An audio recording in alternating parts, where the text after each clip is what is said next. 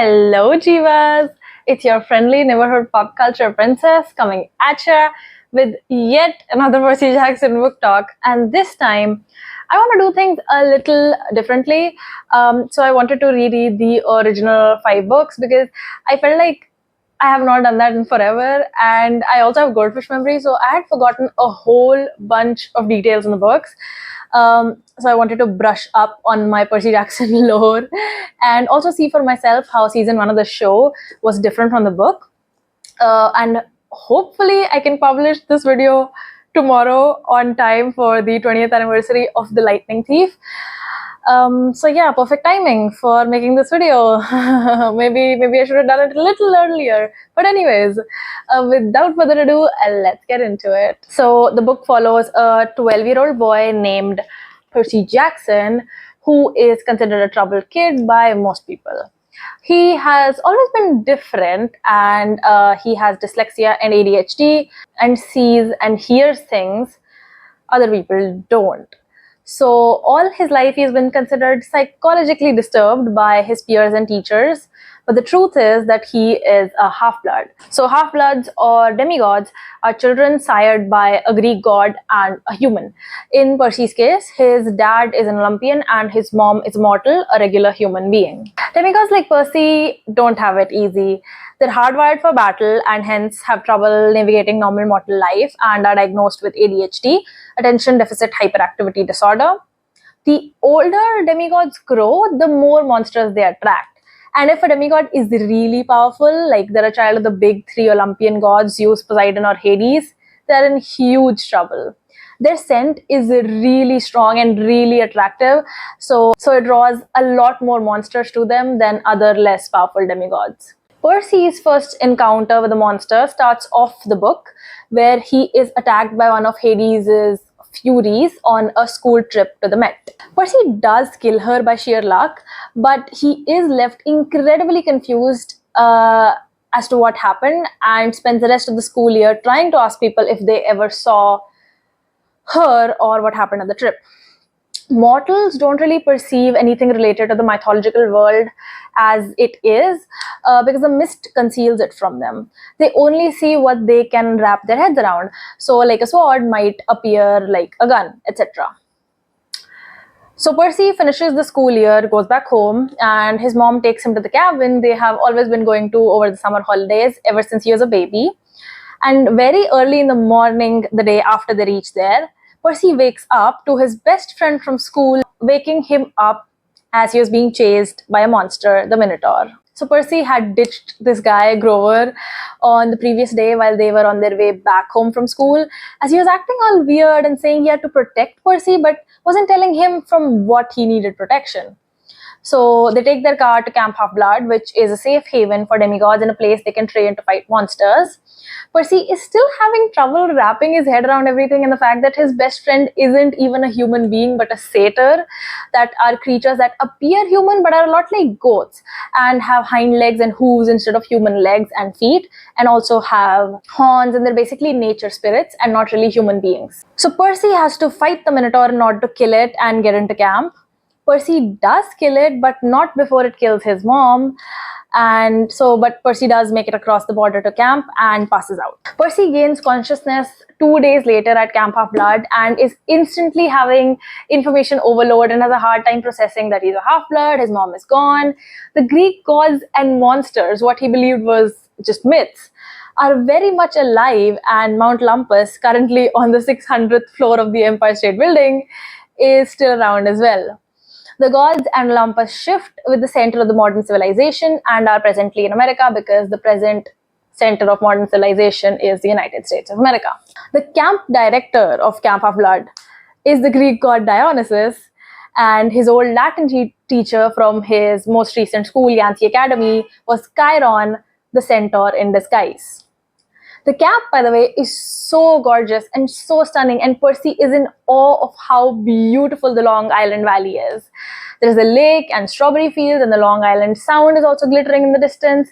It's just beautiful. It's breathtaking. But Percy is obviously really bummed about his mom not being there and being dead, basically, according to him. The camp has 12 cabins arranged in a Greek omega shape dedicated to the Olympian gods, and all newcomers whose godly parent is unknown stay with the Hermes cabin, which is cabin 11. Demigods are also plagued with nightmares about gods and monsters that act as portals that teleport them to other places, other times, and also are a way of communication between gods and demigods. Gods often appear in the dreams of demigods to talk to them, to warn them, to threaten them. So Percy keeps dreaming about a fight between at one time two animals, a eagle and a horse, and then two people in old Greek outfits. And then who he later comes to know are Zeus and Poseidon on the brink of a civil war because Zeus's master bolt was stolen and he blames Poseidon for it. Percy gets claimed by Poseidon very soon after arriving at camp, right after a capture the flag game where the entire camp had just witnessed the way his severe wounds had been healed by the water of the creek. And Percy is kind of a mistake. He is kind of separated out, obviously, because he goes to his own cabin, the Poseidon cabin, and there are no other campers. There are no other campers because after the Second World War, Hades, Zeus, and Poseidon, the big three Olympian gods, had taken an oath not to sire any more children because it's just extremely dangerous and they always get into huge troubles and become the epicenter of massive wars. So yeah, they had taken that oath, and Zeus had broken that oath and sired a daughter named Thalia. We come to know that she was about to make it to camp. Grover was the one who found her. She, along with Annabeth and Luke, two more campers, had almost made it to camp, but they were being chased by a lot of monsters, and in order to save her friends, Luke and Annabeth, Thalia takes her last stand at Camp Half-Blood Hill and sacrifices her life, and in her last moments, she gets turned into a pine tree by her father Zeus. So yeah, basically the demigods of the big three are extremely powerful, and Percy is Poseidon breaking the oaths that him and his brothers had taken. And yeah, so it means major, huge consequences. So Percy is then sent on a very high stakes quest to retrieve Zeus's bolt and clear Poseidon's name. This is the prophecy he received. You shall travel west and face the god who has turned. You shall seek what was stolen and see it safely returned. You shall be betrayed by one who calls you a friend, and you shall fail to say what matters most in the end.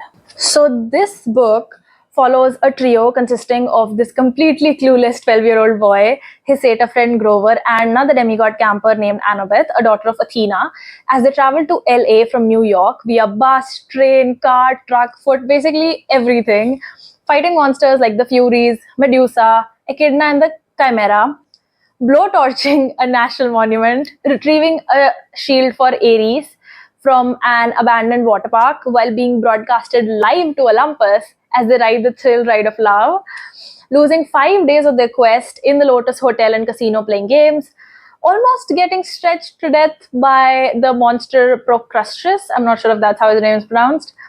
Please forgive me. Narrowly avoiding being dog food for Cerberus, the guard dog. Also successfully avoiding plummeting into Tartarus and being blasted to smithereens by three gods, Ares, Hades, and Zeus. That was the story in a nutshell, basically. So Luke, the demigod who taught Percy how to sword fight and was the cabin counselor at the Hermes cabin, had stolen Zeus's master bolt and Hades' helm of darkness during the winter solstice and had escaped, but was caught by Ares, who had been sent by Zeus to find the thief. Luke was working for the Titan Lord Kronos, the father of Zeus, Poseidon, and Hades, who had been chopped into pieces and cast into the deepest pit of the underworld, Tartarus. So Kronos was stirring and wanted to rule the world once again. So he had gotten Luke, a demigod who had had enough of the Olympians' bullshit and wanted revenge. When Ares intercepted Luke, Kronos told Luke to tell Ares to keep the weapons until another hero arrived to deliver Zeus's bolt to Hades, and tell Poseidon to blame Hades when Zeus accused him of the theft of his bolt, thus triggering a three-way war between the three most powerful Olympians. Ares, being the god of the war, loved the idea of his family fighting each other and was also being manipulated by Kronos. So Ares had given Percy a bag containing everything they would require on the journey from Denver to LA in exchange for retrieving his shield from the water park. The bag, unbeknownst to Percy, was the sheath of the Master Bolt in disguise, and Ares had tinkered with the magic of the bolt for it to only appear in its sheath, which is Percy's bag, once they reached the underworld. Hades thought that they had barged in there with the bolt to bargain for Percy's mom, who was still alive and was being held hostage. But the demigods had only realized that they had the bolt with them all this time when Hades told Percy to open his bag, when Hades pointed it out to him. So they quickly caught on to what happened and got the hell out of there before Hades smashed them into bits. They confronted Ares. Percy battled him and won and recovered Hades' helmet, which the Furies carried back to him. Percy is able to deliver the bolt to Zeus on time and stops the war between Zeus and Poseidon as well.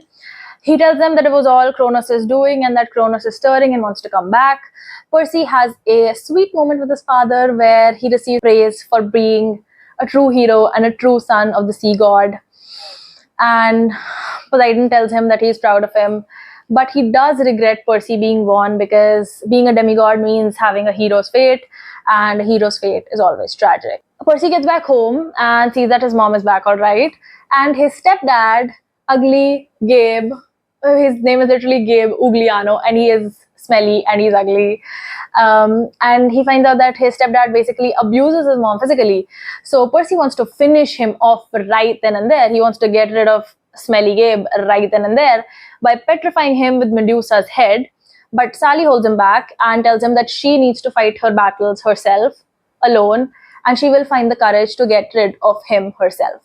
So Percy goes back to camp and his mom writes him a letter saying his stepdad mysteriously disappeared, and on a completely unrelated note, she sold her very first sculpture to an art gallery who loved it so much that they paid her a massive amount for it. Percy spends the summer at camp and thinks about the prophecy and realizes that the last two lines didn't quite make sense and also had not come true. He was not betrayed by somebody who called him a friend, and what was it that he had failed to save? He had failed to prevent the war between Hades, Zeus, and Poseidon, and he had also saved his mom. So what was it? Like, what was it that the last two lines of the prophecy were indicating? But on the last day of summer, they do come true. The last two lines do come true. Luke reveals his intentions, and it is here that Percy finds out that it was Luke who was the thief, and it was him who gave the flying shoes that were meant for Percy and were supposed to take him and the backpack carrying Zeus's bolt right to Tartarus. So this was obviously not something that Ares knew. Ares was just thinking of a war between Hades, Poseidon, and Zeus, but he did not know that the point of the bolt appearing in Percy's bag when he was in Tartarus was that he would be able to deliver it to Kronos. So that was Luke's grand plan all along, that he gave Percy flying shoes which were enchanted, and as soon as they entered the underworld, Grover, who happened to be wearing the shoes, started skidding right along and started flying, and he almost fell into Tartarus. But yeah, they were meant for Percy, and if Percy had been wearing them, he would have fallen into Tartarus, and the Master Bolt would have gone right into the hands of Kronos. So the Nereid, who gave Percy a means of escaping Hades' realm once they entered, had told him not to trust the gifts, which he had later realized referred to the backpack given by Hades, but that was just one gift. Gifts, plural, also refer to the enchanted shoes, which thankfully Percy was not wearing. But Grover also does not fall into Tartarus because of his hooves. The shoes were not a good fit and they fell off automatically by themselves. Anyhow, the last two lines of the prophecy do come true as well, and Percy is betrayed by one who calls him a friend, along with failing to say what matters most in the end, i.e. Luke from turning over to the dark side and the war between the gods and the Titans. Percy, quote-unquote, failed to save the war from happening, prevent the war from happening. So these are like some of the differences that I noticed between the show and the book. In the show, he chooses Grover and Annabeth himself for the quest. Here, they volunteer themselves. Annabeth also gets drenched in the toilet water when Clarice and cronies are doused, and the Fury does not follow them to Medusa's lair here, and they are not attacked by the Chimera on the train in the book. Grover and Annabeth don't even know of it. It attacks Percy when Percy is left alone at the top due to the elevator being full. And Annabeth and Grover had already taken the previous elevator down. So, yeah. Grover also accompanies them to Waterland in the book, and the entire thrill ride of love scene is completely different in the book and in the show. Percy saves Annabeth from spiders by filling the pool with water and wheeling the boat across the tunnel. And they jump out of the boat to avoid crashing into the closed gates. And Grover saves them from crashing into solid tarmac by using his flying shoes to pick them up mid-air. I also don't think Percy was attacked by the Hellhound in the series like he was in the book. He was just claimed by Poseidon after his confrontation with Clarice while he was still like in the creek. They also Iris message Luke in Denver at a DIY car wash in the book instead of in the truck to LA like they did in the show. They take the train to Denver and meet Ares at the diner in Denver instead of him finding them by the road walking.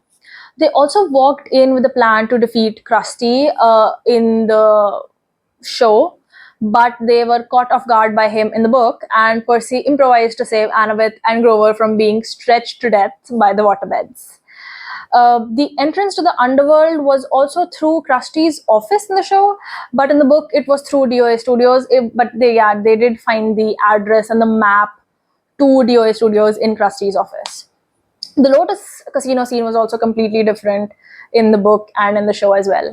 I think the show actually made more sense and felt more cohesive because it was able to establish plot points that were implicit rather than explicit in the earlier books and only became overt as the books progressed.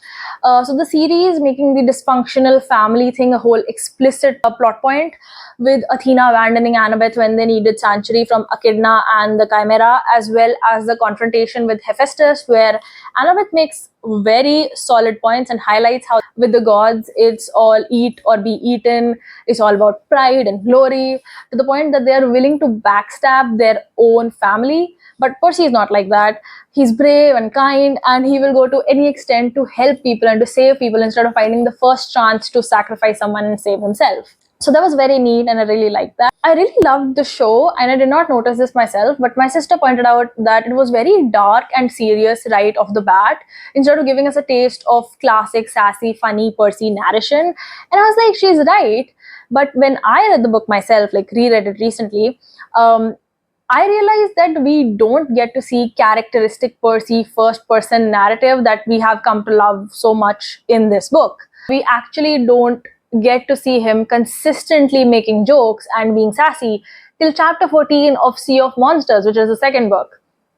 Then too, in the third book, again, the story and the narrative is very serious up until chapter 14 or 15 of the book.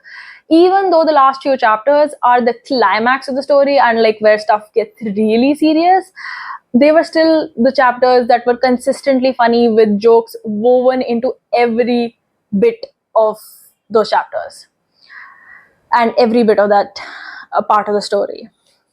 So the Percy narration that we know and love is not in the first book. There are jokes, but like the overall narration style is simply not funny and sassy. It's like pretty dang serious, and that's only natural. Like Percy is a 12-year-old boy who thought he was like more or less like a normal human kid, and obviously had some challenges, but more or less he just thought of himself as a human.